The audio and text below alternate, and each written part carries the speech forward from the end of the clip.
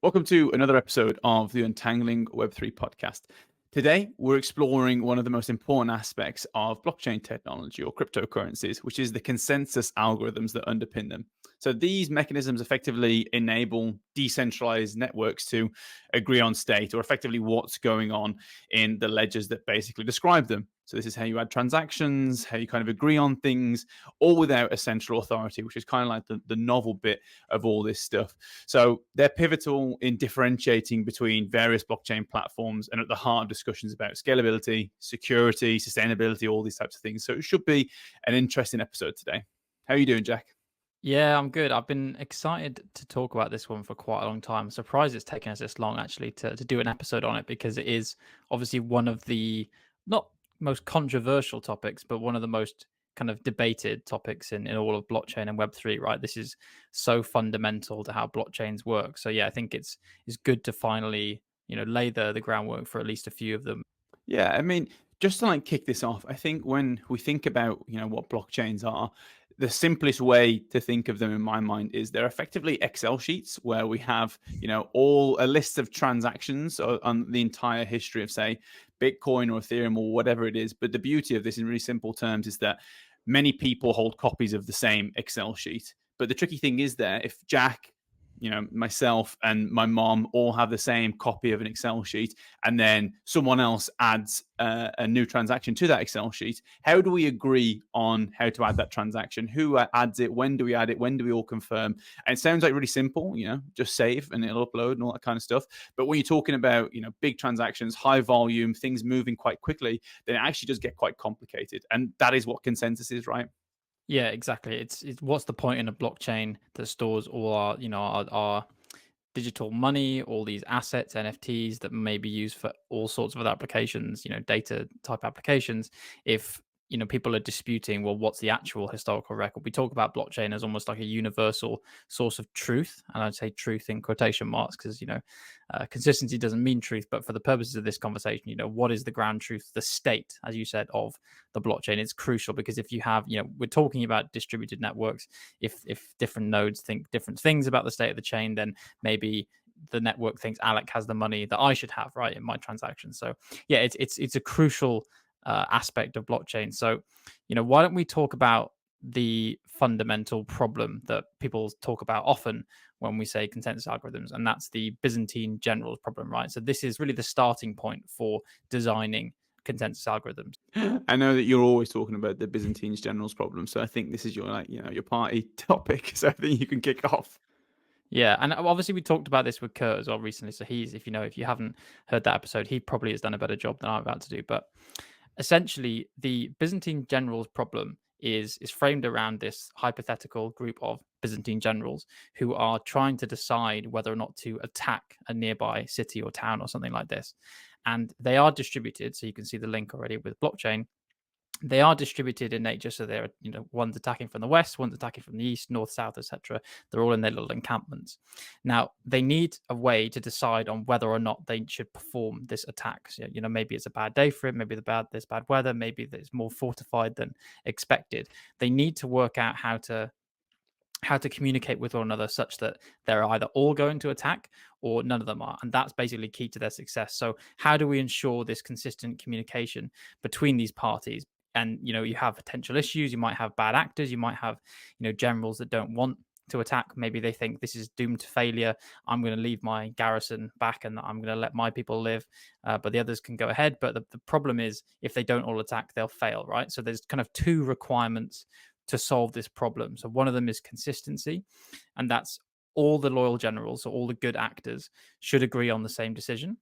And if all the loyal generals, again, all the good actors, receive the same information, then they should all come to the same agreement, basically. So they should all reach the decision. They shouldn't have, if they all get the same information, they should all kind of they should all get the same opinion on whether to attack or not. That's the basic framing of this problem. Exactly. And you know how we like to make things relatable to people at home. All the Byzantine generals out there who are listening, you've got a solution now to solve your method of attacks. No, I know this kind of is the way that it is described because people have been talking about this for hundreds, if not thousands of years, right? I think that one of the things to make it a bit more relatable to people today is in that example of us all having, the individual Excel sheet and we're all trying to agree on what transactions, who's got what money, has Jack paid me, have I paid Jack, whatever, is there's this big problem we always talk about with currency and sending payments around double spending. If I have, this £20 note physically, let's say digitally, and then I give it to Jack, I say, Jack, here's a £20 note for the good. And then I also try and give it to my mom, here's a £20 note, and I give it at the exact same time. How do we prove that, Jack has the £20 note or my mom has the £20 note? Because there's this kind of, I guess, if it takes a long time to start processing things, there'll be this time that I'll receive two sets of goods and both people will think they've got the £20 before actual confirmation to say you have got the £20. So that's one way to make it relatable, this double spend problem and how to avoid fraudulent transactions.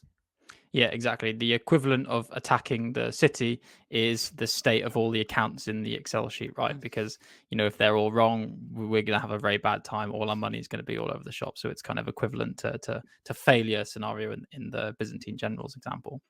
If you are just tuning in, this is now a history podcast. No, just kidding.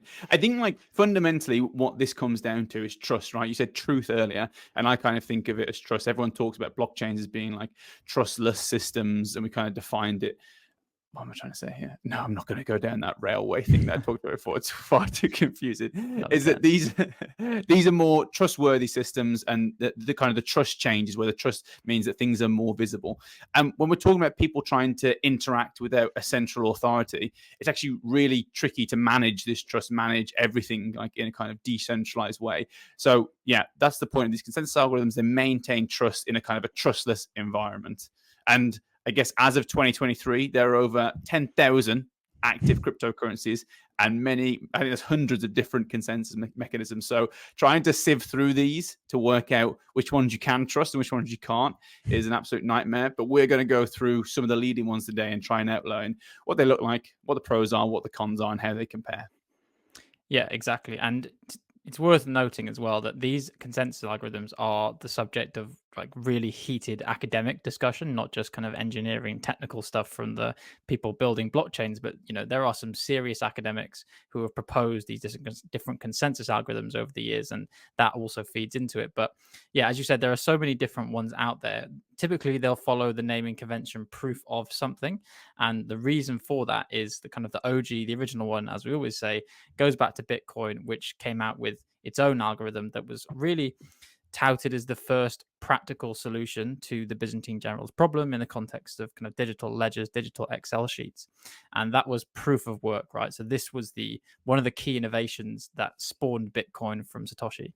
Yeah, I mean, that happened back in 2008, right? And you kind of said that there were things going around before that, but this was one of the practical examples where people started to get buy-in. And this has been going now for over 14 years, 16 years now. And it's probably the most battle-tested, well-known consensus algorithm going. I don't think there's been any downtime or any like major malicious attacks that have been successful in that time. And Bitcoin obviously manages trillions of dollars, and people are now institutionally buying into this fact and starting to trust this system. So, should we try and outline how proof of work actually works? Let's go for it. I mean, this is one where we might have a bit of debate on how to describe it. I know we did with Kurt previously. So, essentially, with proof of work, the whole idea is how do we ensure this consistent communication, this consistent signal between our nodes on the network? And Satoshi's idea was to attach a costly signal or a computational cost to this message, to the idea of adding new blocks. So if you want to add transactions to the blockchain, to your spreadsheet, then you need to have this additional computational cost attached to that message to prove that some work has been done, to sink some work into doing this, right? So sometimes this is called a mathematical puzzle. I don't love to call it that, but it is illustrative of what it is. So essentially it's like a guess and check system. So you're going to repeat this hash, this computation many times. So you're going to take this new set of transactions that you want to add to the ledger, you're going to perform this hash function over it, or you're going to basically compute this function, this very simple dumb function essentially that spits out a random number, and you're going to check if that random number meets a requirement. And we can get into what the actual requirement is, but you're going to do that over and over and over and over and over again until you finally hit one that meets the requirement. And then if it does, that's the condition. Then you can say, great, I can go and communicate out to the network, to my generals of Bitcoin nodes, and say, here, I've got a solution. I can add a block to the network, and then they can verify this computation that you've done very easily as well. Yeah, I think you've described it very nicely there. Is you basically, I mean, a lot of them are reliant on this hash function, the stupid function that you've talked about, where you can throw in data and you get a unique, unpredictable representation of that input data.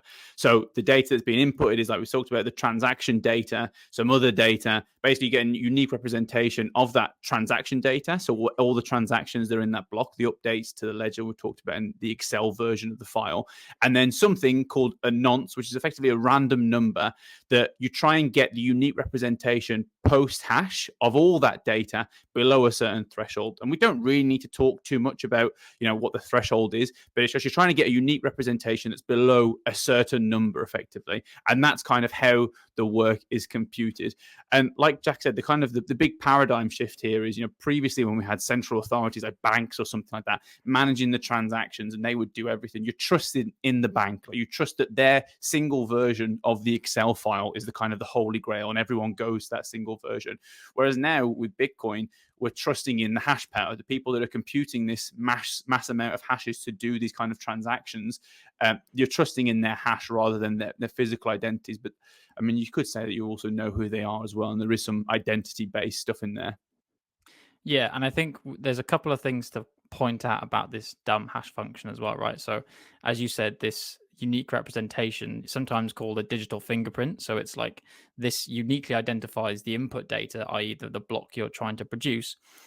It's also effectively random as well. So how do you repeat this over and over again? As you said, you take the data for the block that's kind of static, and then you add this nonce in. That's the bit that differentiates this hash, and then you can try it once, doesn't get the right answer. Then we change that nonce, that number only used once, and you just repeat that process over and over and over again. So it effectively produces a random new output that may or may not meet that criteria every single time. And the other kind of crucial part then is that, okay, what does that really solve? Well, this needs to happen in conjunction with the difficulty adjustment algorithm, right? So this is the part that makes it competitive in nature, right? That means that everyone is competing to try and find a solution, and the difficulty adjustment algorithm is constantly making sure that there's a sufficient amount of energy or computation that has to happen to send one of these signals. Because if it was really easy, then it wouldn't really solve anything, right? It would just be, we can all do it instantly, and we'd all come to this same problem of, well, everyone's got a solution, they're all different, we're not in agreement anymore, right? Exactly. So the point is, the entire network, all these many miners, they get, say, similar transaction history. Once they've got their transactions, they start putting them into a block, and that's effectively trying to compute this value of the hash with this random number to get it below a certain threshold. As soon as they've done it, like their computation with the random number is below that threshold, they say, bingo, I've done it, I've solved it first, and they send it out to the other miner saying, look, I've got a hash value now with the random number and the transaction data that's below the threshold. I'm the first to solve it. Give me the money. And one of the kind of the key points here is it's very difficult to do, but it's very easy to verify. So very quickly, all the other miners who are still trying to compute this block can say, oh yeah, verification done. They have done it. They get the rewards. We're now going to build on top of their block and start propagating the network further. Or you can say, actually, no, you've done it wrong. And I can verify that very quickly as well. So I'm going to keep trying to mine that block. So this kind of brings in the incentive part as well, where whoever does it first, they get Bitcoins. We've kind of done previous episode about how many Bitcoins they get and the number going down every few years.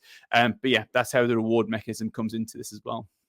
Yeah, number go down, which is not the best thing in crypto normally, but actually is the thing that underpins it all. But yeah, that is really crucial what you said there. You sometimes call these trapdoor functions, and the hash function that you're computing is one of these trapdoors. So it's hard to compute. This problem is hard to solve, to find a valid solution that satisfies the criteria. But yeah, once you found it, you have to all you have to do is tell everyone what inputs you use, and they can verify instantly. They only have to compute the hash once, whereas you may have done it, billions of times in order to get your solution. So that's kind of the key there.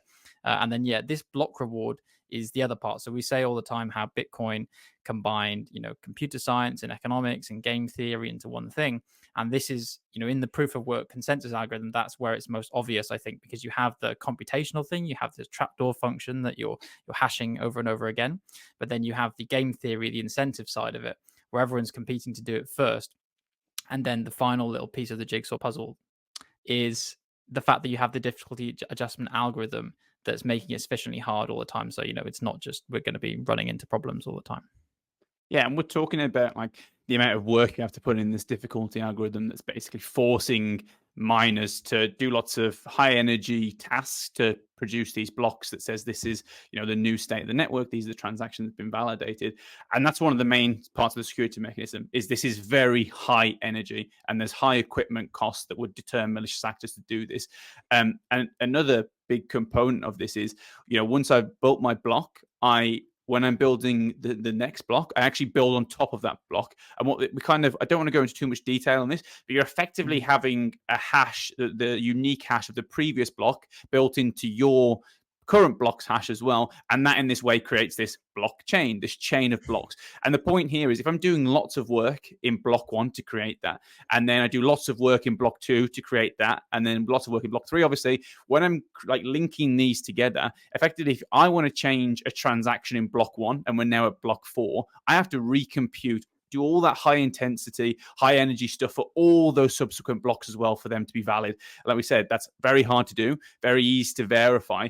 So when we kind of talk about Bitcoin, we have this previous idea around, your transaction's not safe until you've got, 10 blocks that are built on top of this. That used to be under this kind of assumption that it's so high energy intensive the further back you go that it's almost physically, well, I'd say very impractical to do it. Don't know if that's true anymore, because actually the amount of energy that goes into even the previous block is so high these days that it'd be very difficult to do that anyway. But yeah, that's one of the assumptions that's part of this.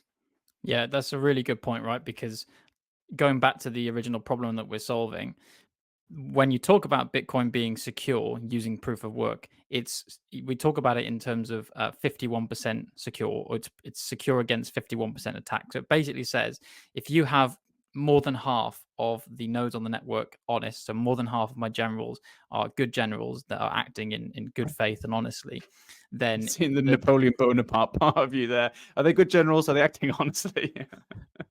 Yeah, let's not get into all that because that's gonna be a huge rabbit hole. But yeah, the condition being the network will be secure if you have at least half of the field of your generals and your participants are honest. And as you said, it's not just a single block, you're building up the work throughout successive blocks. So you can actually measure how much work is behind a chain instead of just a single block. And the deeper that chain, the more work that has to be done to overcome it, right? So the idea of the 51% security being, so long as more than half of the generals are good, then they can outpace any attacker. So if any attacker tries to build an alternative chain, well, so long as they don't have half of that hashing power or more, then the honest people will always together be able to build on the main chain. And you can actually, they talk about this in terms of following the heaviest chain. So the heaviest chain being the one that has the most work attached to it, the most compute that's been done. But it's kind of interesting because when you look at how much hash power has grown over the whole lifespan of Bitcoin, those early blocks are nothing, right? You could actually speed run the first few 100,000 blocks of Bitcoin with today's equipment relatively quickly, but it's that last few thousand or last 10,000 100,000 blocks where it becomes really, really heavy, because each of those blocks has more work associated with it than many of the early blocks of Bitcoin. So that's kind of interesting as well to think of. You could try and forge an old part of the chain, but you couldn't get very far with it. Yeah, like you said there, the obvious pro that you just identified is the proven security. Like Bitcoin and proof of work has been going now for 16 years, and there's been what's over a decade of secure operation. Like, what is it called? Almost zero downtime, no malicious hacks, no kind of suspended periods of people trying to actually produce these bad malicious blocks. So that's a big pro. Like kind of Kurt described it as completely bomb proof, or I've heard a few people describe it as completely bomb proof. If there's a nuclear disaster and everything goes wrong, Bitcoin will still keep going and no one will be able to hack into Bitcoin after that or something like that. We actually talked a little bit about the quantum episode. Actually, no, we're not going to go down that rabbit hole. But if you are interested into knowing how some ways in which Bitcoin could be vulnerable, maybe go back to our quantum episode, because that's a whole rabbit hole that we're not going to go down right now.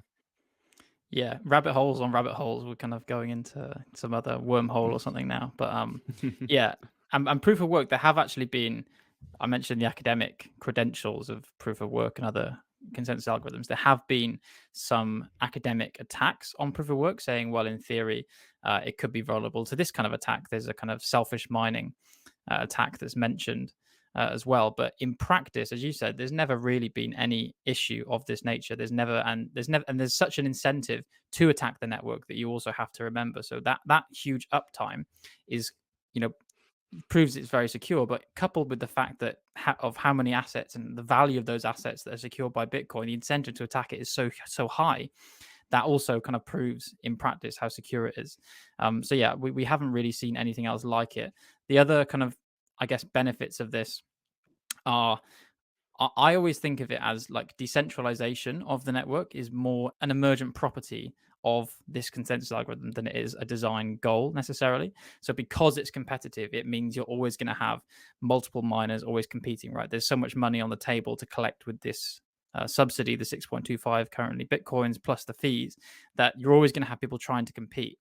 And that's kind of made it, secure in practice, right? That's why you're never going to have it all coalesce into one, because then the whole value of the system will be slightly undermined, right? So that's another big pro in the proof of work box in my book.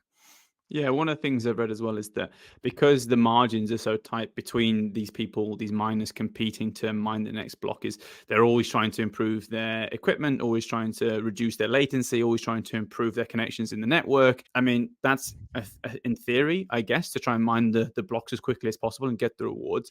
But then in practice, when you look at like the performance criteria of Bitcoin, outside of just the security stuff, just about the not just the energy required to make these blocks, but in terms of like throughput, scalability, blah blah, all the things that we kind of actually compare blockchains with numbers, like it's not doing that well, right? It's still this kind of slow laggard that does the job very well, super secure, but isn't kind of hitting the throughput that we're seeing on some of the other chains. So that's one of the pro/con. The kind of the obvious con that is always thrown in the media is obviously the amount of energy consumption that goes into this. And this is kind of, it's been compared to the energy consumption of Argentina, the energy consumption of Sweden, blah, blah, blah, all these kind of massive numbers that are always out there. And like we always say on this, energy consumption in itself isn't a bad thing, but it's energy for the utility that it produces. And there's always questions around, what utility does Bitcoin actually provide for society right now? And that's still a question mark in my mind. It's not the pure idea of consumption that's the issue. It's that what do you get as a result, right? And for me, it's also a bit of an open question as to how much energy do you need to make it secure. It's because it's this dynamic thing. The difficulty adjustment algorithm is constantly changing how much hash power, how much compute power, how much energy by proxy is actually needed. There's not necessarily anything to say that everyone could collectively reduce their energy and it still be secure. But it's then if some other malicious bad general actor pops up with loads of energy, then it might look insecure for a short while, right? So the security is a very dynamic thing in Bitcoin, and that's why I think it's hard to pin the finger on exactly, how much energy do we need? Should we be consuming it? But you're right, like you're completely right. It's if it's proving itself via utility, no one would be asking the question, right? If this was being used daily as a monetary system, if people were making payments in it day in day out, people would not be questioning it because it's on a reasonable order of magnitude of energy to other global systems. Except right now, it isn't achieving that. So yeah, that's probably the biggest sticking point it's got. Just on the point, because we kind of have to give both sides, right? Like on the energy debate, like it is using lots of energy. The one thing I would just want to say is that it's something like over 40%. I think it's actually over 50%. And so I've seen some stats around over 60% of Bitcoin mining does come from renewable energy sources.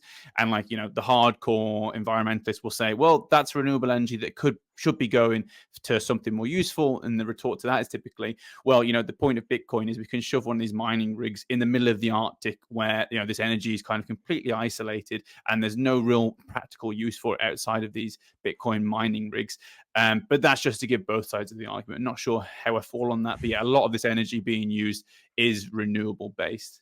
Yeah, I 100%. And for the record, I think it should all be. I have always maintained the position that I think Bitcoin is the first technology that is truly self-incentivizing people to use green energy, right? Because it has an associated upfront cost to build, say your own renewable energy infrastructure as a Bitcoin miner, because again, we're talking about big institutions now, like lots of public companies or companies of that kind of magnitude that are these mining operations, these mining pools. So it's not infeasible they can go and build their own uh, electricity production things. We've seen in El Salvador them, looking into co-locating mining rigs with geothermal energy, right, which makes perfect sense. And because once you've made that initial investment, you're being paid for all that energy you produce via the Bitcoin reward system, then it's kind of a direct incentive to use it. And as you said, it could be used for energy that's otherwise going to waste that can't be transported from different sites. But yeah, it's always going to be a big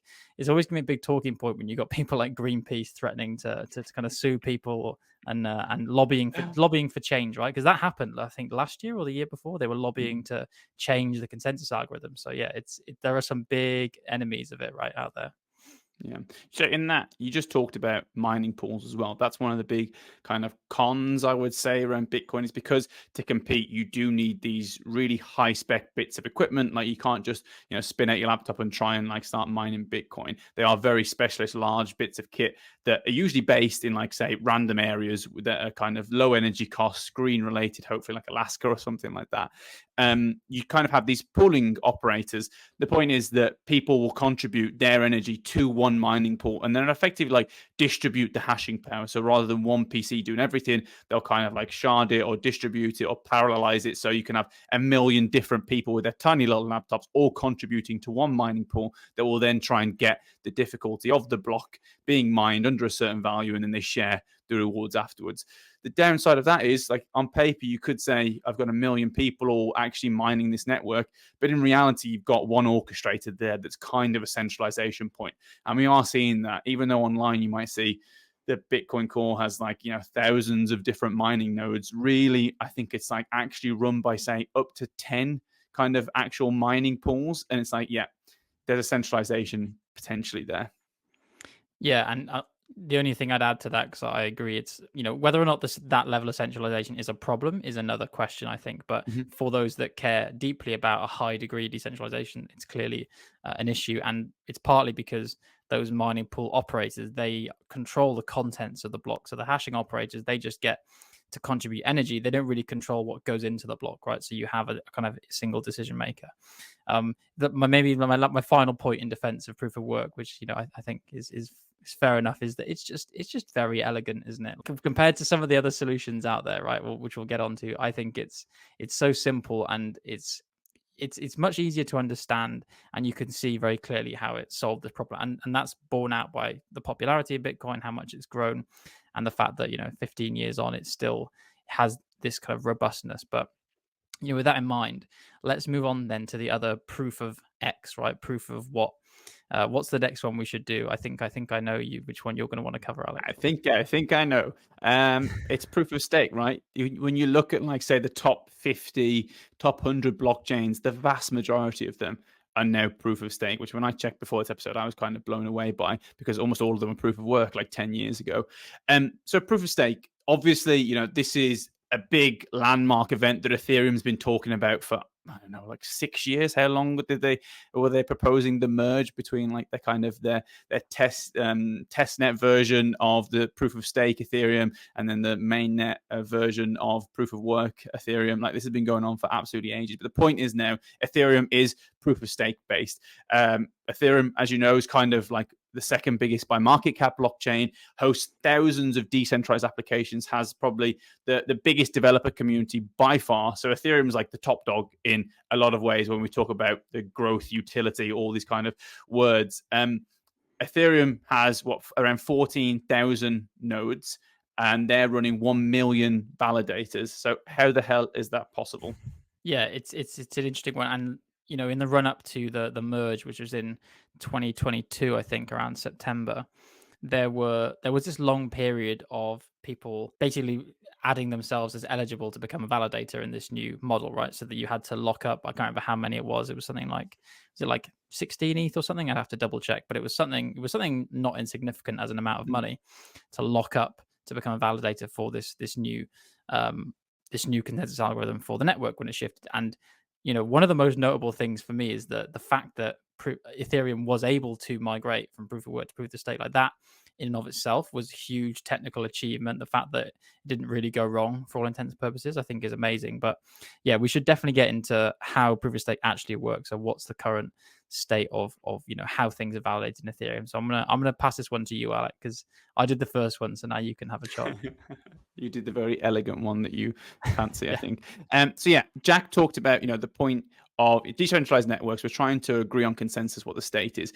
When you have a centralized point, obviously they can make all the decisions. But in Bitcoin, we kind of trust miners' ability to kind of hash, which is effectively the amount of energy they consume. Whereas when we look at Ethereum and proof of stake, what you're trusting is the amount of stake they put into the networks, the amount of money. So Jack said, I think the actual cap currently is to be a validator on Ethereum, you have to have 32 ETH.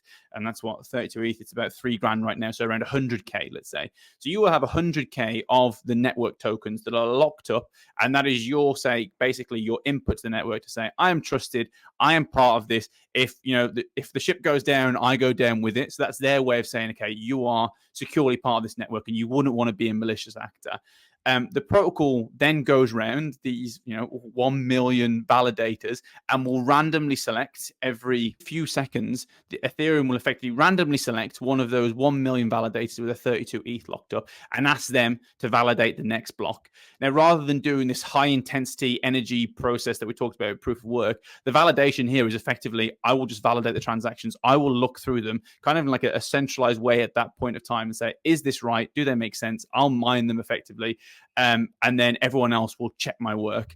And the more in the kind of this system, the more tokens you stake, obviously the higher chance that you are selected because it's this random selection based on all the stakes. And this, this randomization, the minimum staking requirements of 32 ETH is meant to prevent any single entity kind of dominating the network. Yeah, that's a lovely succinct description, Alec. It was just not easy to do because the first thing I would note about it is that proof of stake, surprise, surprise, I don't think it's quite as elegant in a way because it has a few more moving parts, right? It has your block proposer and then your validators, which are kind of both being selected in proportion to that stake. And that's the equivalent of in proof of work where we had your probability of mining a block is proportional to how much of this compute power you have, how much of this hardware you've amassed, whether it's on your own or in a pool. In Ethereum, it's how much money you've got locked in, right? So you don't have to have a massive data center operation to be involved. You just have to be rich, right? You just have to have a lot of tokens. So either you bought Ethereum when it was really cheap, or you have enough of the fiat currencies of the world to buy enough to stake now. And then yeah, as you said, there are lots of other elements involved with securing proof of stake, right? So, there are some issues associated with it. Maybe we'll get into, what makes it secure. In terms of the Byzantine generals problem, it's kind of analogous to proof of work, though.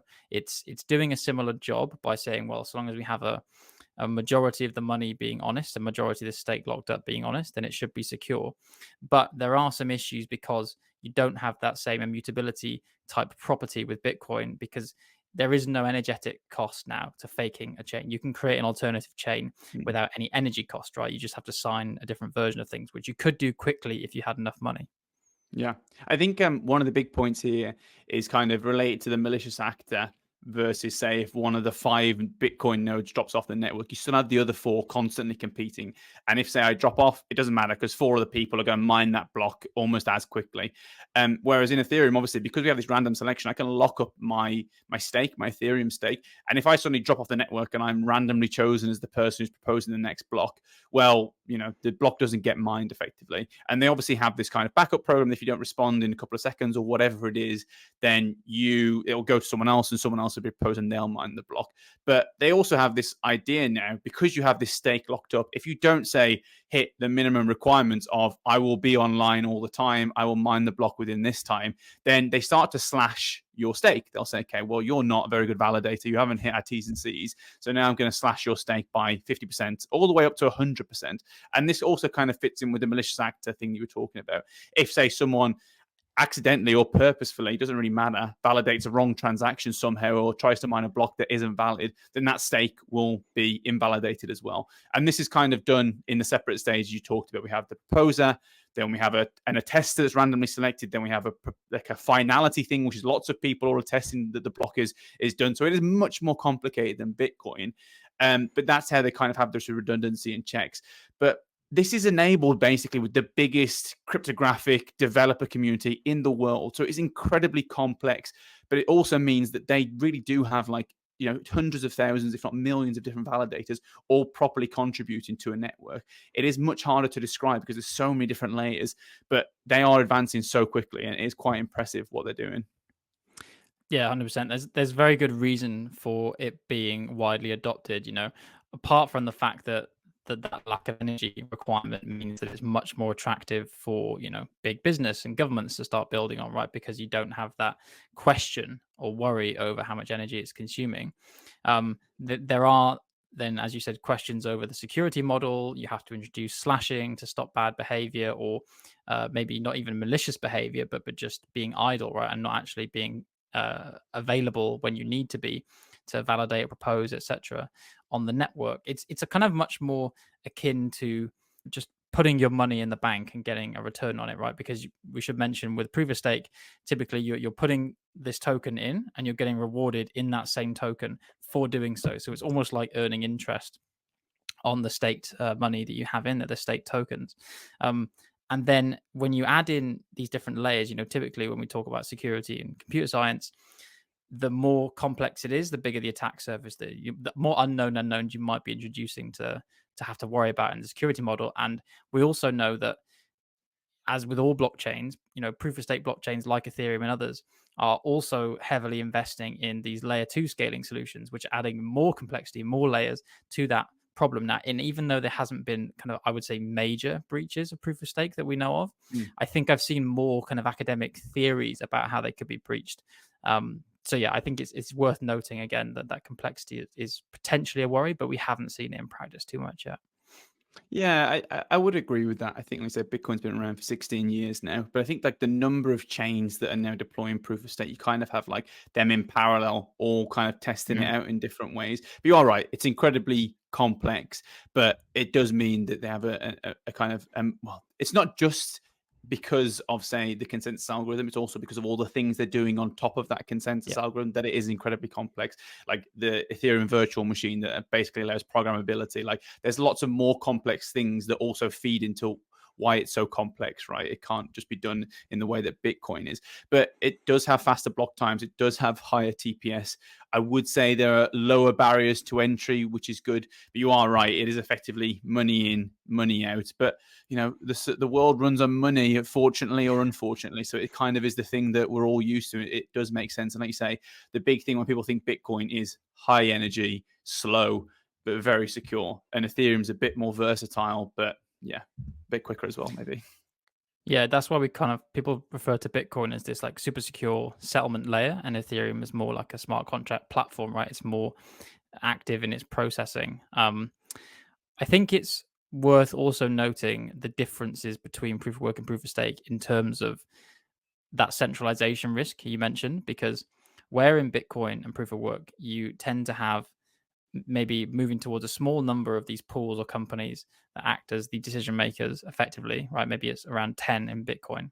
They're much more visible, I think, than in proof of stake systems because, again, in either Bitcoin or Ethereum, there's no identity system natively there. You don't need to identify yourself to participate in mining. You never have done in mining proof of work or being a validator in proof of stake. But if you're a proof of work miner, it's much harder to hide, right? You have to have one of these huge data centers. You have a pretty big electricity bill, right? It's harder to hide and they're much more easily identifiable. With Ethereum, all you need is to associate this amount of Ethereum with your wallet address and then your validator, right? How do we know that, say, the top 10 wallets in Ethereum aren't controlled by the same entity underneath it all, right? And I think that's one of the bigger concerns I have with it in general. Yeah, I would agree with that point. I think that maybe pooling kind of undermines that argument a little bit because, like you say, if 1 million people are all contributing their laptops all around the world, yeah, you still need a data center to process transactions and manage all that, but it's much smaller than, say, the assumption that it's one giant center with all the ASICs in the world basically mining this stuff. I would say that, in the same way that banks also don't have high computational power, but they have lots of people that are servicing the moving of assets. I imagine that pooling solutions as well also probably have that degree of trust. I'm not just going to throw my 32 ETH to anyone. I'm probably going to prefer someone that's got a bit of credibility behind them. But yeah, I do take your point. Like the hardware does make it easier to track people than just money.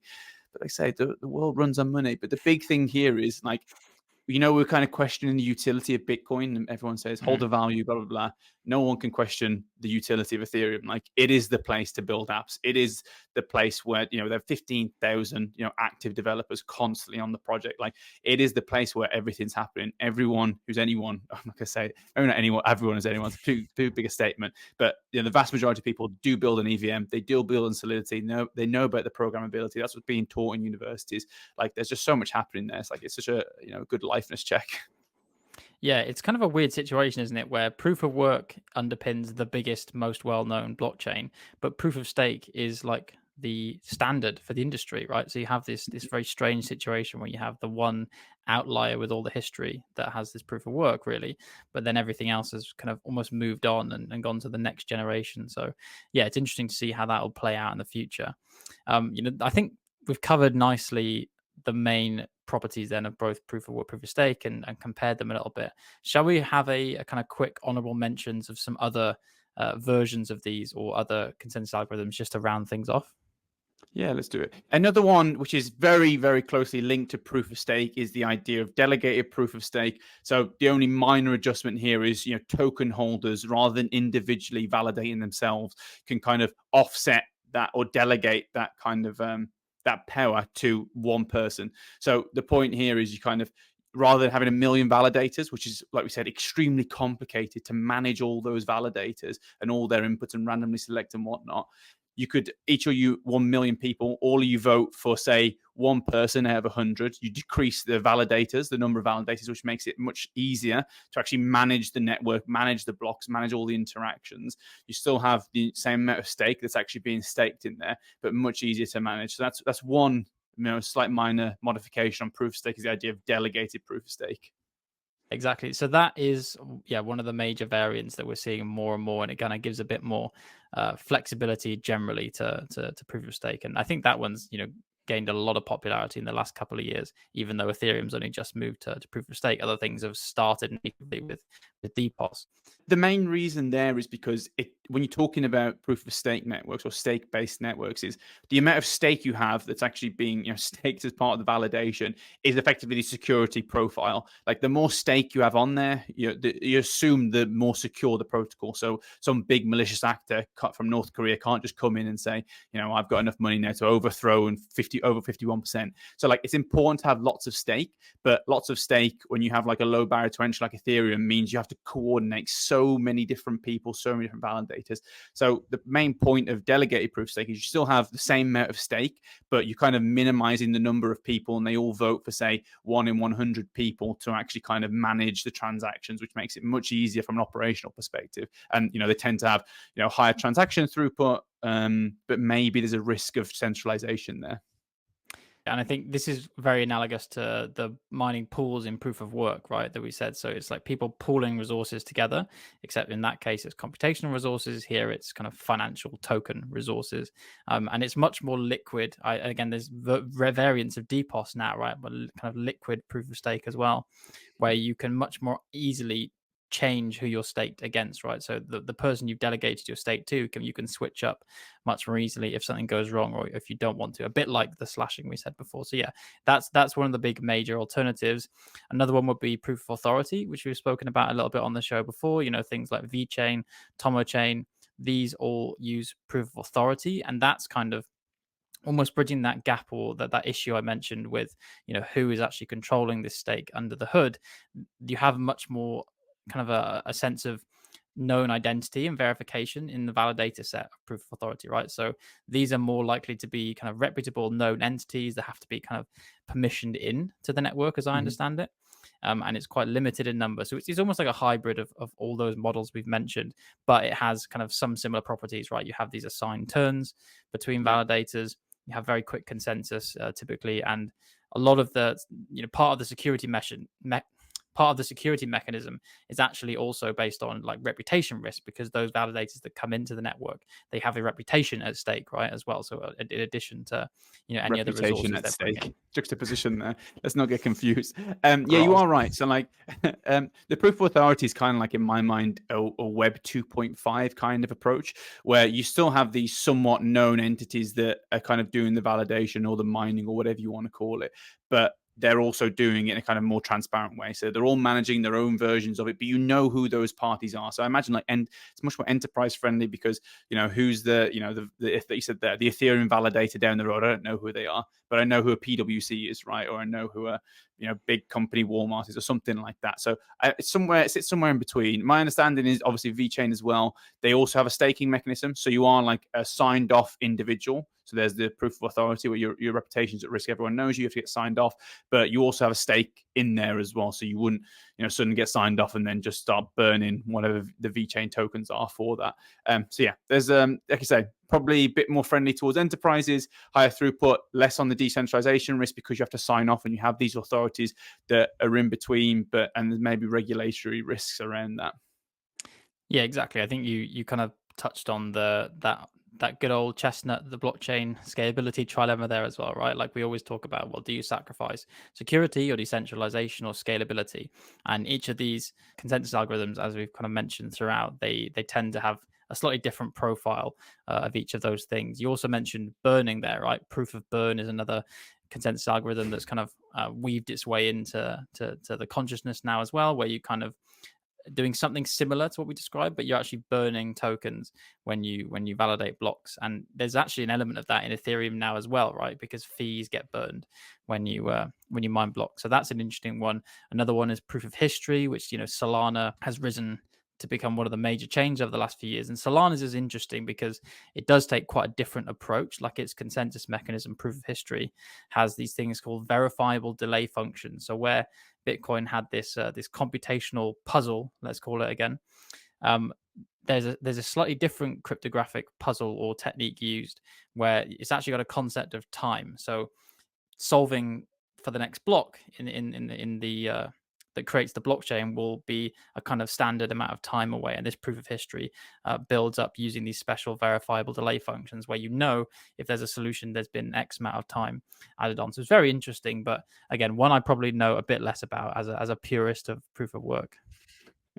Yeah, and I think everyone knows about Solana. They're achieving like absolutely crazy transaction throughput, like 65,000 transactions per second, which is obscene numbers, actually starting to compete with like traditional kind of fiat systems, which is a bit bonkers when you think about how low the numbers are for Bitcoin and Ethereum.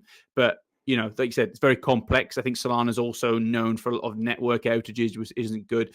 And like I said, it was something that we're not going to dive into in any depth in this episode because it's a bit too complex for us. In this episode, we've talked about, consensus algorithms, why they're needed, why they're so important, and some of the main differences between the big ones: proof of work, proof of stake, proof of authority, proof of history, delegated proof of stake, the various versions of proof of stake. And like I say, there's a lot of pros and cons with each of them, but we've got to remember as well that these are experiments at the end of the day. Like some of these have only been around for less than 10 years. So we really are working out, what the security profiles are, what the scalability profiles are, how they affect decentralization.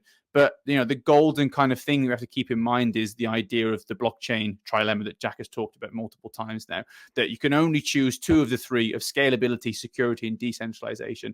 So we are starting to see these blockchains actually position themselves in certain areas where some are known for scalability, some are known for security, and some are known for decentralization. But yeah, there's lots to do. Like I say, there's lots of things we could talk about, like advanced ZKPs and layer twos and all the things that are building on consensus algorithms. But maybe that's for another episode. So I just want to thank you all for listening, and thank you wherever you may be, and join us next time as we untangle a little more of Web3.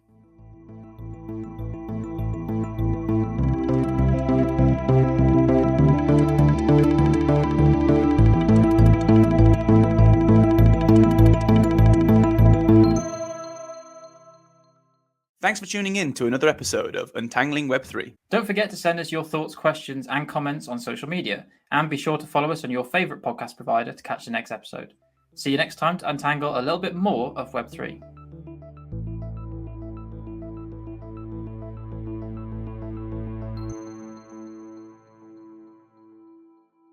The views we express here are our own and do not reflect the views of our employers.